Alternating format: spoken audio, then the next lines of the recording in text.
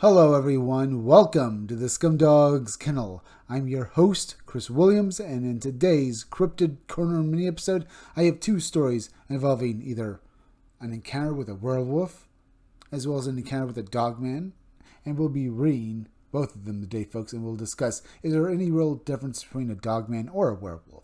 Let's find out by reading these articles. Let's start off with Werewolf. Does a dog soldier-like creature stalk Pennsylvania's Cole County? Let's get into the article first by reading the opener and then get into the entire account of the witness.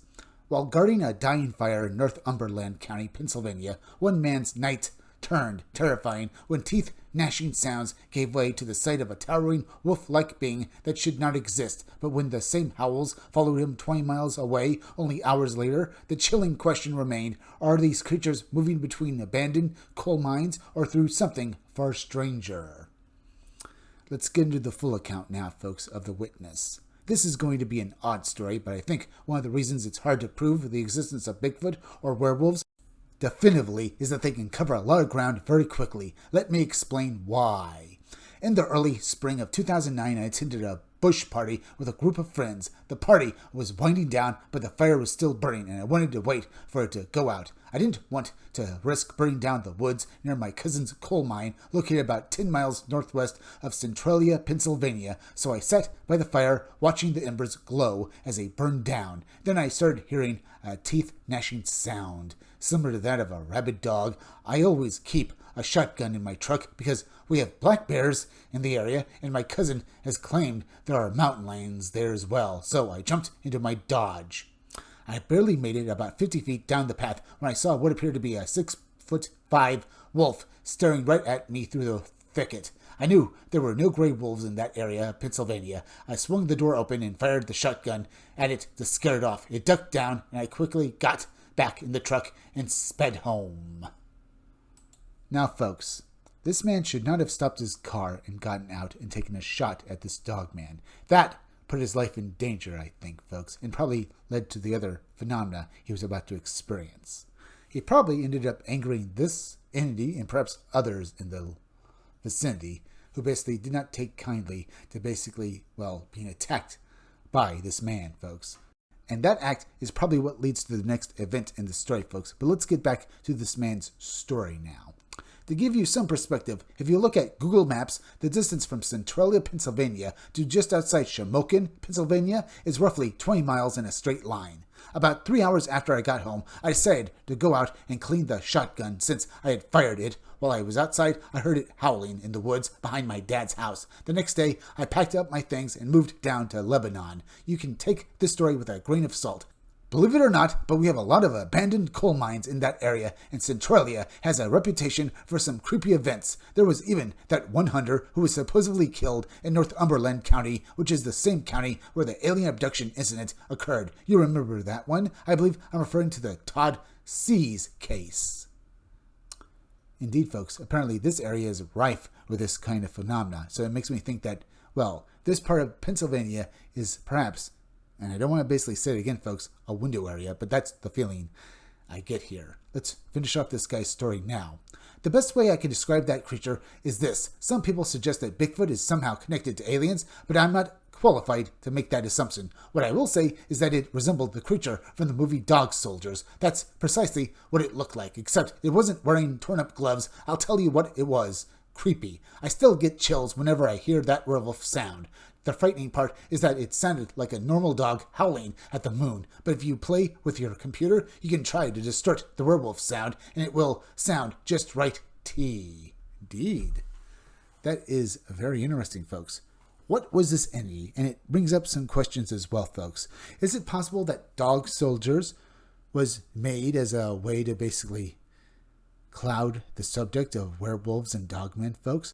Because T does stress the fact that the werewolf he saw does look like one of the Dog Soldiers from that movie, folks. So it makes me think that maybe the production of that movie was influenced by government bodies who have an interest in maybe muddying the waters on actual paranormal phenomena. Either way, folks, interesting subject, and we can talk about it more after we read the next Dogman story here, folks. White, upright, cryptid canine, mysterious wolf-like entity encountered at Wilmore Reservoir Cambria County, Pennsylvania.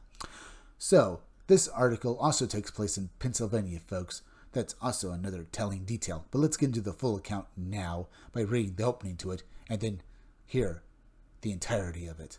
When dusk fell over Wilmore Reservoir in Cambria County, Pennsylvania, a fisherman found himself face to face with a towering 7-foot white-furred being that walked like a man, yet looked like a wolf. With muscular limbs, elongated fingers, and piercing eyes, the encounter left him questioning, was this a natural predator or something stranger stalking the Pennsylvania woods?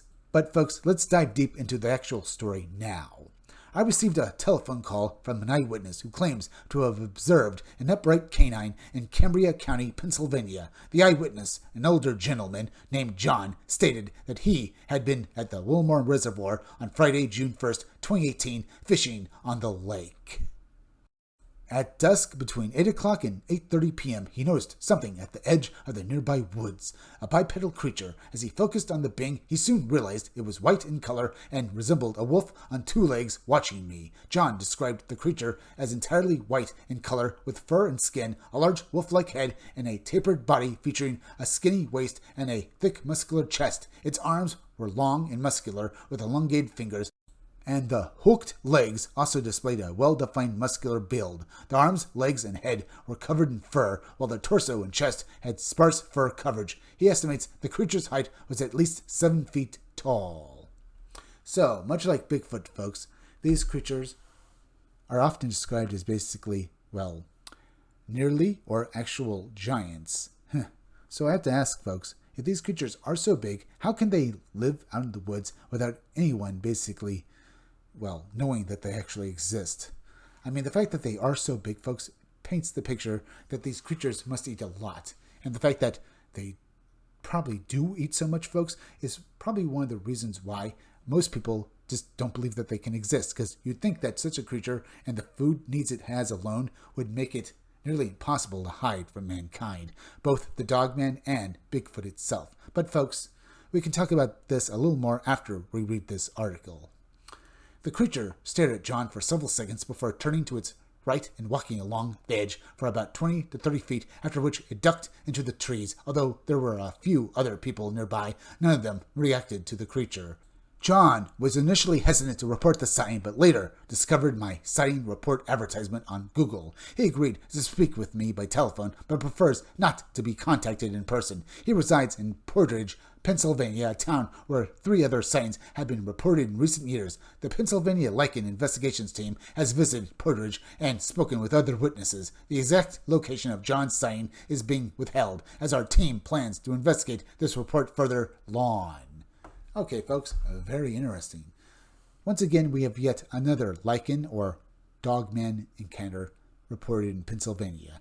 Like with the last account, folks, the witness here doesn't really know what to make of it. He can clearly see that he saw what could literally be described as a werewolf.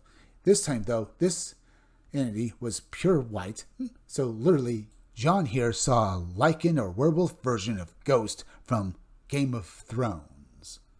So much like that direwolf, folks, he saw this big, gigantic creature. But that begs the question, was what he saw maybe an actual direwolf?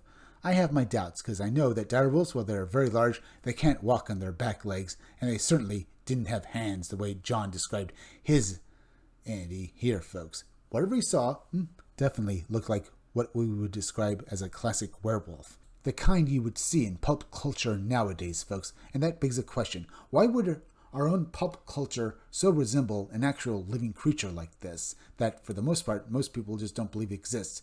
And that begs the question, do you think the government plays a hand in all this? That somehow they're drip-feeding the actual existence of this cryptid and others through popular culture? Perhaps. Either way, it's a thought. But we're at the end, folks, so please go subscribe to my YouTube channel, Read Comics That Are Bad For You. You can use the YouTube link down below in the descriptions or the chat to go subscribe to me.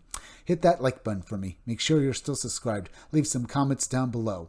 Hit that bell for notifications. Make sure to hit the part of the bell that'll give you all future notifications, and please share this video out. I'm Chris Williams from the Scumdogs Kennel. Thank you all for joining me. I'll be back again tomorrow with another great video, so be sure to come back again then. Till next time, folks, I'll see you all again soon.